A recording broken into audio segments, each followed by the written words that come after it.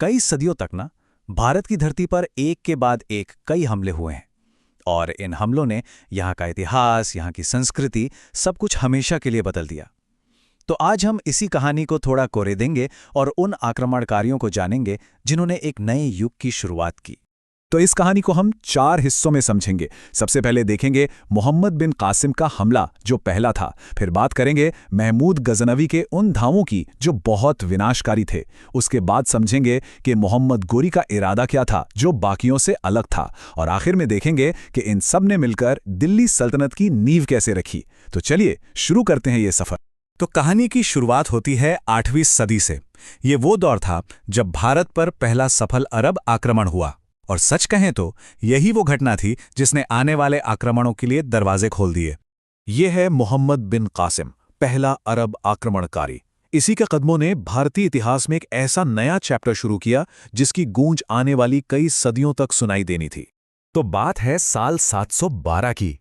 कासिम ने सिंध पर चढ़ाई की और वहां के राजा दाहिर को हरा दिया। पर यह सिर्फ एक जंग की जीत नहीं थी। इसके बाद उसने एक नई चीज शुरू की। भारत में पहली बार गैर मुसलमानों पर जजिया टैक्स लगाया। ये एक तरह का टैक्स था जो सुरक्षा के बदले लिया जाता था। और इस पूरी कहानी का जिक्र हमें चचनामा नाम की किताब में मिलता है जिसे अली कूफी ने लिखा था। तो समझने वाली बात यह है कि कासिम की ये जीत सिर्फ एक फौजी जीत नहीं थी, बल्कि ये भारत में इस्लामी शासन की वो पहली ईंट थी जिसके ऊपर आने वाले सालों में एक बहुत बड़ी इमारत खड़ी होने वाली थी। अच्छा, तो कहानी में अब थोड़ा आगे बढ़ते हैं। अब आता है दूसरा दौर, महमूद गजनवी के तुर्क आक्रमणों का। और यहां पर ना आक्रमण का मकसद और उसका स्केल दोनों ही बदलने वाले थे। अब सीन में एंट्री होती है महमूद गजनवी की। ये था पहला तुर्क आक्रमणकारी। और इसकी आंखों में ना कोई साम्राज्य बसाने का सपना नहीं था। इसकी आंखों में थी भारत की बेहिसाब दौलत की चमक। उसका मकसद राज करना नहीं, बल्कि सिर्फ और सिर्फ लूटना था। जरा इस नंबर पे गौर कीजिए, 17। एक दो बार नहीं, महमूद गजनवी ने भारत पर पूरे 17 बार हमले किए। ये नंबर ही काफी है ये बताने के लिए कि उसके इरादे कितने पक्के थे और वो कितना खतरनाक था। उसके हमलों का सिलसिला देखिए। उसने 1001 में हिंदू शाही शासक जयपाल को हराया। फिर 1008 में वाहिंद की लड़ाई में आनंदपाल को शिकस्त दी। लेकिन जो हमला इतिहास में सबसे ज्यादा बदनाम हुआ वो था 1026 में गुजरात के सोमनाथ मंदिर पर किया गया हमला। उसने सिर्फ मंदिर को नहीं तोड़ा, बल्कि वहां की बेशुमार दौलत लूट कर ले गया। और उसका जो आखिरी हमला था वो 1027 में हुआ। खुद गजनवी के दरबारी कवि फिरदौसी ने लिखा है कि इन हमलों का एक ही मकसद था, धन लूटना। और नतीजा, भारत को एक बहुत बड़ा आर्थिक और सांस्कृतिक नुकसान पहुंचा जिसके जख्म बहुत गहरे थे। चलिए अब कहानी के तीसरे और शायद सबसे अहम किरदार की तरफ चलते हैं, मोहम्मद गोरी। गोरी की कहानी लूटपाट से कहीं आगे एक साम्राज्य बनाने की कहानी है। ये है मोहम्मद घोरी। इसकी नजरों में सिर्फ सोना चांदी नहीं था, बल्कि भारत की जमीन पर एक पक्का, एक स्थायी साम्राज्य बनाने का सपना था। ये वो रणनीतिकार था जो लूटने नहीं बल्कि राज करने के इरादे से आया था। लेकिन हाँ, उसका रास्ता फूलों भरा नहीं था।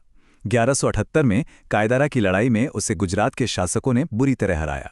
पर इस हार ने उसके हौसले को तोड़ा नहीं, बल्कि उसके इरादों को और भी मजबूत कर दिया।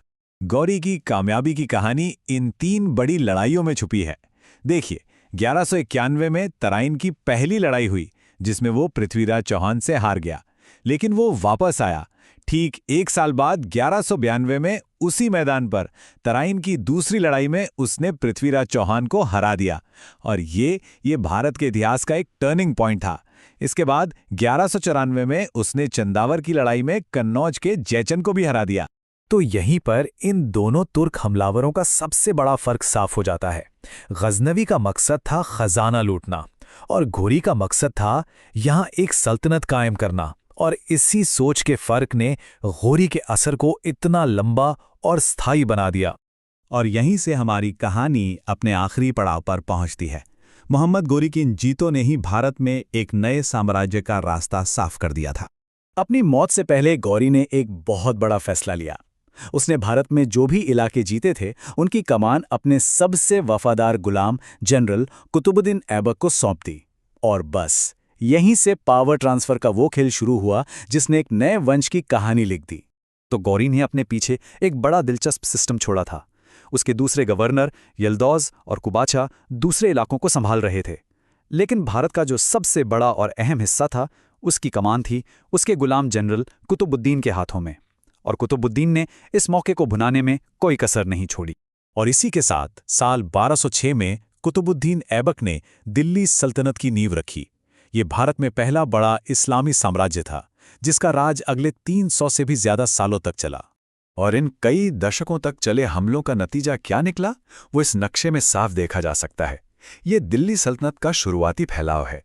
गौरी की जीतों ने ही वो जमीन तैयार की थी जिस पर यह नया साम्राज्य खड़ा हो सका। तो आइए एक बार फटाफट पूरी कहानी को रिवाइंड करते हैं। मोहम्मद बिन कासिम, उसने आकर दरवाजा खोला। महमूद गजनवी, उसका फोकस सिर्फ लूटपाट पर था। फिर आया मोहम्मद गौरी, जिसका मकसद था साम्राज्य बनाना। और आखिर में गौरी की जीतों ने ही सीधे सीधे दिल्ली सल्तनत को जन्म दिया। तो अब सोचने वाली बात यह है, हमलों का ये सिलसिला जो लूट के इरादे से शुरू होकर एक साम्राज्य की स्थापना तक पहुंचा, इसने भारतीय इतिहास के रास्ते को हमेशा हमेशा के लिए कैसे और कितना बदल दिया।